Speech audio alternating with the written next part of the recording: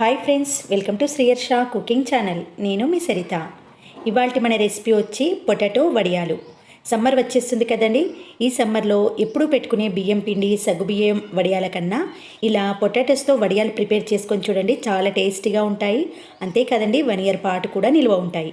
పెట్టడం అయితే చాలా ఈజీ ప్రాసెస్లో చాలా టేస్టీగా పెట్టుకోవచ్చు ఈ వడియాలు.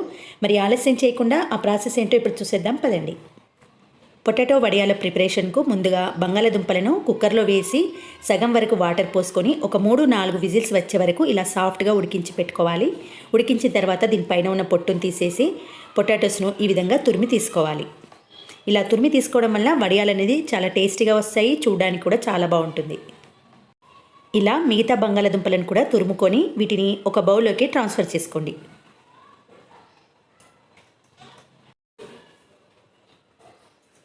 తర్వాత దీంట్లోకి 2 చెంచాల వరకు రెడ్ చిల్లీ ఫ్లేక్స్ వేసుకోండి.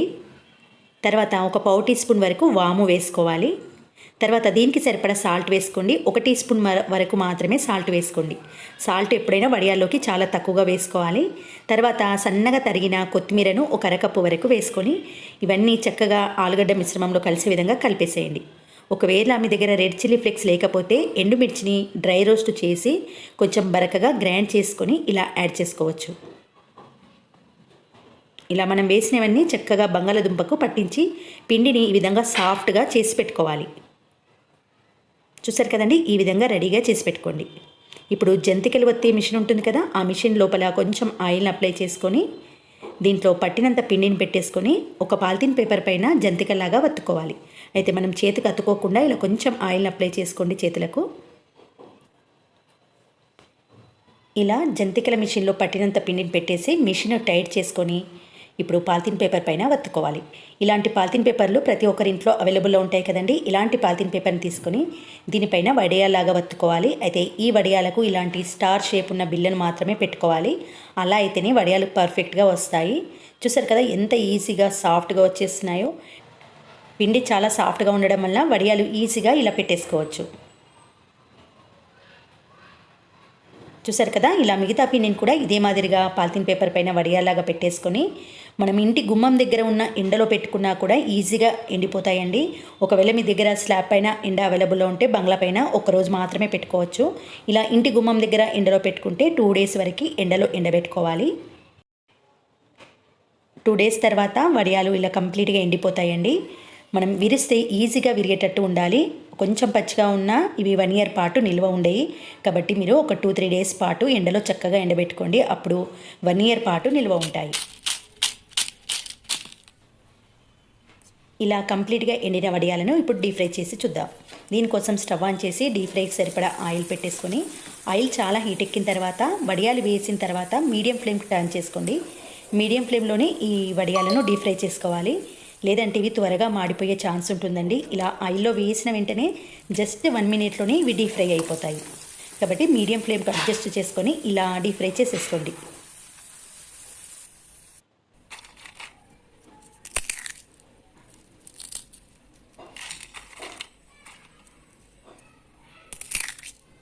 చూసారు కదా, వడియాలు ఎంత క్రిస్పీగా వచ్చాయో. టేస్ట్ కూడా చాలా బాగుంటుంది. ఈ వడియాల్లో మనము రెడ్ చిల్లీ ఫ్లేక్స్ వేయడం వల్ల ఇవి కొంచెం స్పైసీగా చాలా టేస్టీగా ఉంటాయి. ఇది సమ్మర్ స్పెషల్గా పకోడీ వడియాలు.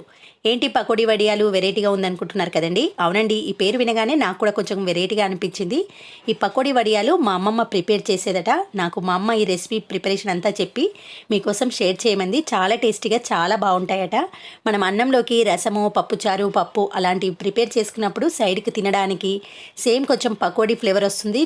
తింటుంటే పకోడీ తిన్న ఫీలింగే వస్తుందట అండి. చాలా చాలా బాగుంటాయట. మరి నేను కూడా ఫస్ట్ టైం ట్రై చేస్తున్నాను. ఎలా వచ్చాయో ముందు వీడియోలో మీరే చూసేయండి. పకోడీ వడియాల ప్రిపరేషన్కు ముందు రోజు నైట్ చేయాల్సిన ప్రాసెస్ అండి. ముందుగా ఒక మిక్సింగ్ బౌల్ తీసుకొని దీంట్లోకి 1 కప్పు వరకు మినపగుళ్ళను వేసుకోండి. కొలత ప్రకారం తీసుకుంటేనే వడియాలు పర్ఫెక్ట్గా వస్తాయి. ఈ విధంగా మినపగుళ్ళను వేసి ఒక 3-4 సార్లు నీళ్ళతో శుభ్రంగా కడిగేసి ఈ బౌల్ నిండా ఫుల్గా వాటర్ నింపేసి ఓవర్ నైట్ అంతా నానబెట్టేసేయండి. ఒకవేళ మీకు ఓవర్ నైట్ వీలు కాకపోతే సుమారుగా ఒక 6 గంటల పాటు అయితే ఖచ్చితంగా నానబెట్టుకోవాలి. ఇలా దీని నిండా వాటర్ నింపేసి ఓవర్ నైట్ అంతా నేను పప్పును నానబెడుతున్నాను. 1 కప్పు వరకు మినపగుళ్ళని తీసుకున్నాను. మినపగుళ్ళైనా పర్వాలేదు, మినపప్పు అయినా పర్వాలేదండి. ఇలా వాటర్ నింపేసిన తర్వాత మూత పెట్టేసి ఓవర్ నైట్ అంతా నానబెట్టి నెక్స్ట్ డే మార్నింగ్ పప్పులో ఉన్న వాటర్ అంతా తీసేసి ఫ్రెష్ వాటర్ పోసి ఒకసారి శుభ్రంగా కడిగిన తర్వాత పప్పులో వాటర్ లేకుండా మిక్సీ జార్లోకి వేసుకొని ఇలా మెత్తగా రుబ్బుకోవాలి. వాటర్ ఏమంతా ఎక్కువగా యాడ్ చేయొద్దండి, లైట్గా వాటర్ యాడ్ చేసి ఇలా మెత్తగా రుబ్బేసి పక్కన పెట్టేసేయండి. ఆ పిక్ అనేది మిస్ అయిపోయిందండి, సారీ. తర్వాత దీనికి సరిపడా పచ్చిమిర్చిని కూడా గ్రైండ్ చేసుకోవాలి. 1 కప్పు మినపప్పుకు ఒక 10 వరకు పచ్చిమిర్చిని తీసుకొని ఇలా మిక్సీ జార్లోకి వేసుకొని గ్రైండ్ చేసుకోవాలి. అయితే మనం తీసుకున్న పప్పు క్వాంటిటీకి తగినంత ఉప్పును ఈ పచ్చిమిర్చిలో వేసేసుకొని గ్రైండ్ చేసుకోండి. నేను 1 టేబుల్ స్పూన్ వరకు సాల్ట్ వేస్తున్నానండి. నేను వేసిన 1 టేబుల్ స్పూన్ సాల్ట్ పర్ఫెక్ట్గా సరిపోయింది. చూసారు కదా, ఇలా గ్రైండ్ చేసుకోవాలండి. మరీ మెత్తగా ఉండకూడదు, కొంచెం కచ్చా పక్కగా ఉంటేనే బాగుంటుంది. ఇలా పచ్చిమిర్చి పేస్ట్ను రెడీగా పక్కన పెట్టేసేయండి. తర్వాత ఒక మిక్సింగ్ బౌల్ తీసుకొని మనము ఏ కప్పుతోటి అయితే మినపప్పు తీసుకున్నామో అదే కప్పుతోటి 3 కప్పుల వరకు ఉల్లిపాయల తరుగు తీసుకోవాలండి. ఇలా ఉల్లిపాయలను కూడా ఇదే విధంగా పొడవుగా కట్ చేసుకోండి. మరీ సన్నగా మరీ మందంగా కాకుండా ఇలా కొంచెం మీడియంగా ఉల్లిపాయలను కట్ చేసుకోవాలి. 1 కప్పు మినపప్పు కాబట్టి నేను 3 కప్పుల వరకు ఉల్లిపాయ తరుగు వేసి ఇలా కొంచెం పిసకడం వల్ల ఉల్లిపాయలు అనేది సపరేట్ అయిపోతుంది. చూసారు కదా, ఇలా వీడియోలో చూపిస్తున్నట్టు ఈ ప్రాసెస్లో చేసేయండి. తర్వాత దీనికి సరిపడా 1 టీ స్పూన్ వరకు జీలకర్రను వేసుకోవాలి. తర్వాత గ్రైండ్ చేసి పెట్టుకున్న పచ్చిమిర్చి పేస్ట్ ఉంది కదా, దాన్ని ఇందులోకి ట్రాన్స్ఫర్ చేసేయండి. ఉల్లిపాయలు మాత్రం కరెక్ట్ కొలత ప్రకారం తీసుకోండి. 1 కప్పు మినపప్పుకు 3 కప్పుల వరకు ఉల్లిపాయ తరుగు తీసుకోవాలి. పచ్చిమిర్చి వేసి కంప్లీట్గా కలిపేసిన తర్వాత మనం గ్రైండ్ చేసి పెట్టుకున్న మినపప్పు పేస్ట్ ఉంది కదా, ఆ మినపప్పు పేస్ట్ను ఈ బౌల్లోకి ట్రాన్స్ఫర్ చేసేసి చక్కగా కలిపేసేయాలి. చూడండి, మినపప్పు అనేది ఇలా గట్టిగా ఉండాలి, ఎందుకంటే ఉల్లిపాయలో ఆల్రెడీ వాటర్ అనేది మనం పిసకడం వల్ల అది వాటర్ అనేది రావడం జరుగుతుంది. ఉల్లిపాయ చెమ్మతోటే ఈ మినపప్పు కంప్లీట్గా కలిసిపోతుంది. కాబట్టి మనము మినపప్పును గ్రైండ్ చేసేటప్పుడు వాటర్ యాడ్ చేయకుండా ఇలా గ్రైండ్ చేసుకోవాలి. చూసారు కదా, ఇలా కంప్లీట్గా కలిపేస్తే మనకు కన్సిస్టెన్సీ అనేది ఇలా ఉంటుంది. వడియాలు ప్రిపేర్ చేయడానికి పర్ఫెక్ట్గా సరిపోతుంది. ఇలా కలిపేసిన తర్వాత మీరు స్లాబ్ పైన బంగ్లా పైనకి వెళ్ళి ఇలా పాలిథిన్ పేపర్ను పరుచుకొని దీనిపైన వడియాలు ఇలా పెట్టేసుకోవాలి. అయితే ఈ వడియాలు అనేది కొంచెం మందంగా ఉండాలండి, సన్నగా పెట్టుకోకూడదు. చూసారు కదా, వీడియోలో చూపిస్తున్నట్టు ఇలా మందంగా పెట్టుకోవాలి. అయితే ఈ వడియాలు పెట్టేటప్పుడు మన చేతుకు పిండి అతుక్కోకుండా చేతును మధ్య మధ్యలో వాటర్లో డీప్ చేస్తూ ఇలా వడియాల్లాగా వత్తేసుకోండి. చూసారు కదా, వీడియోలో చూపిస్తున్నట్టు ఇలా మిగతా పిండిని కూడా ఇదే మాదిరిగా పెట్టేసుకొని మీకు వీలైతే ఆఫ్టర్నూన్ టైంలో బంగ్లాపైకి వెళ్ళి ఈ వడియాలను టర్న్ చేయండి. అలా అయితే వడియాలు పర్ఫెక్ట్గా ఎండుతాయి. మనం ఇంట్లోకి తెచ్చిన తర్వాత కూడా ఉల్లిపాయల స్మెల్ ఏమీ రాకుండా ఉంటుంది. తర్వాత మరుసటి రోజు అంటే ఒక సుమారుగా 2-3 రోజుల పాటు ఎండలో ఎండబెట్టుకోవాలి.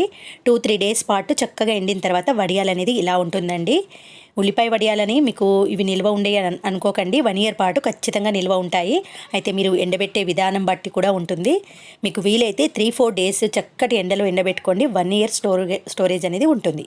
ఇప్పుడు ఈ వడియాలను మీకు ఆయిల్లో డీప్ ఫ్రై చేసి చూపిస్తాను. దీనికోసం స్టవ్ ఆన్ చేసి ఒక బాండి పెట్టుకొని ఆయిల్ డీప్ ఫ్రైకి సరిపడా వేసుకొని ఆయిల్ అనేది కొంచెం మీడియం ఫ్లేమ్లోనే వేడి చేసుకోవాలి. ఈ వడియాలు ఉల్లిపాయ వడియాలు కదండి, తొందరగా మాడిపోతాయి. ఆల్రెడీ నేను వేసిన వడియాలు కొంచెం మాడిపోయాయి అని అనిపిస్తుంది నాకైతే. కాబట్టి మీరు మీడియం ఫ్లేమ్లోనే వీటిని డీప్ ఫ్రై చేసుకోండి. ఇవి చూడడానికి ఇలా కలర్ అనేది ఇలా ఉంది, కానీ టేస్ట్ అయితే చాలా బాగుందండి. మనము ఉల్లిపాయ పకోడీ ఎలా తింటే ఎలా అనిపిస్తుందో సేమ్ అదే ఫ్లేవర్లో అంతే టేస్టీగా ఉన్నాయి. మనము అన్నంలో పప్పు సాంబార్ ఇలాంటి వాటికైతే చక్కగా కాంబినేషన్ అయితే సూపర్గా ఉంది. మీరు ట్రై చేయండి. నాకు తెలిసి అయితే చాలామందికి నచ్చుతుందని నేను అనుకుంటున్నాను. ఈ ట్రెడిషనల్ వడియాల రెసిపీ అండి, మా అమ్మమ్మ చేసేదట, మా అమ్మ చేసేది. తర్వాత నేనైతే ఫస్ట్ టైం ట్రై చేశాను. నాకైతే టేస్ట్ పర్వాలేదనిపించిందండి. మరీ సూపర్ అని అయితే నేను చెప్పలేను, నాకైతే మరీ సూపర్గా నచ్చలేదు, మీడియంగా అయితే బాగుంది. మనము సైడ్ డిష్గా తినడానికైతే బాగుంటుంది, స్నాక్ లాగా తినడానికైతే అంత బాగాలేదు. సమ్మర్ స్పెషల్ వడియాలు. అయితే ఈ వడియాలు ఏ పిండితో చేసినవో ఏ బొంబాయి రవ్వతో చేసినవో కాదండి. ముందు వీడియోలో చూస్తే మీకు తెలిసిపోతుంది, దేంతో చేశాననేది అర్థమైపోతుంది. ఈ వడియాలు చాలా టేస్టీగా చాలా క్రిస్పీగా ఉంటాయి. చూసారు కదా ఎంత చక్కగా పొంగుతూ తెల్లగా వస్తున్నాయో.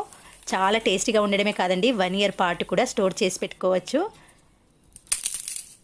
చూసారు కదా, చాలా క్రిస్పీగా ఉన్నాయి కదా, చాలా టేస్టీగా కూడా ఉంటాయి.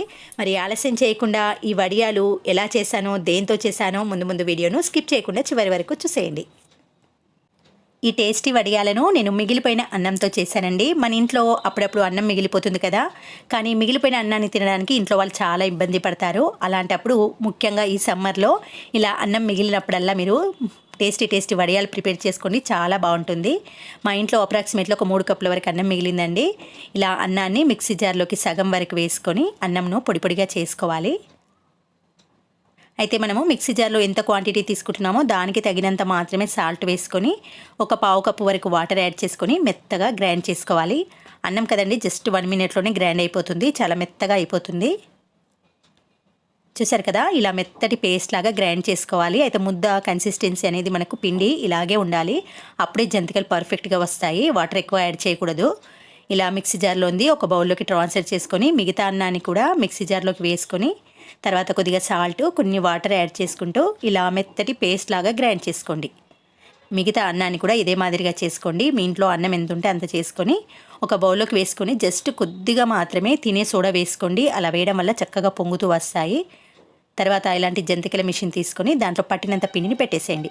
అయితే స్టార్ షేప్ ఉన్న బిళ్ళను మాత్రమే పెట్టుకోవాలండి, అలా అయితేనే ఈ జంతికలు చాలా బాగుంటాయి. సోడా మాత్రం చాలా తక్కువగా వేసుకోండి, అంటే మీరు తీసుకున్న అన్నం క్వాంటిటీ తగ్గట్టు వేసుకోవాలి.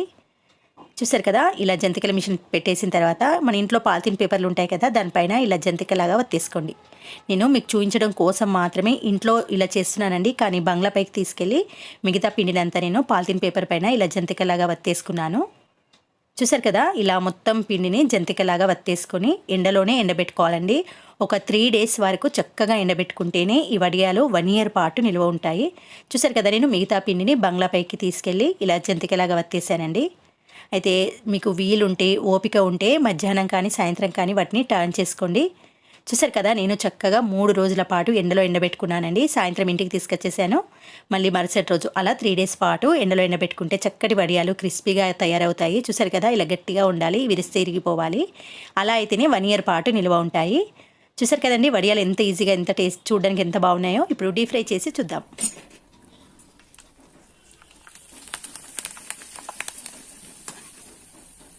చూసారండి, వడియాలు ఎంత చక్కగా పొంగుతూ తెల్లగా వస్తున్నాయో.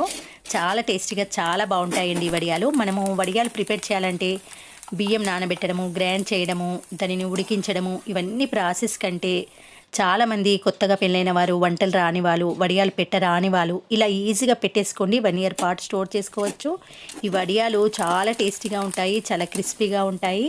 మనము పప్పుచారు సైడ్ డిష్గా తినడానికి బాగుంటుంది. పిల్లలైతే స్నాక్ లాగా కూడా తినేస్తారు. చాలా బాగుంటాయండి. తప్పకుండా మీ ఇంట్లో అన్నం మిగిలితే మాత్రం ఖచ్చితంగా ట్రై చేయండి. చూసారు కదండి ఎంత క్రిస్పీగా ఉన్నాయో వడియాలు. మరి మీరు కూడా ఇదే మెథడ్లో, సేమ్ ప్రాసెస్లో మీరు కూడా వడియాలు ప్రిపేర్ చేసుకొని ఎలా వచ్చాయో కూడా నాకు మీ ఫీడ్బ్యాక్ అనేది కమెంట్ సెక్షన్లో పోస్ట్ చేయండి. అంతేకాదండి, ఆల్రెడీ మన ఛానల్లో మిగిలిపోయిన అన్నంతో నేను 2 రకాల వడియాలు కూడా పోస్ట్ చేశాను. ఎవరైనా చూడకపోతే మన ఛానల్లోకి వెళ్ళి చూడండి. వీలైతే నేను ఐకార్డ్స్లో కూడా లింక్ ఇస్తాను. ఓకే ఫ్రెండ్స్, మరి నేను చూపించిన ఈ సమ్మర్ స్పెషల్ వడియాలు మీ అందరికీ నచ్చితే తప్పకుండా ఒక లైక్ చేయండి.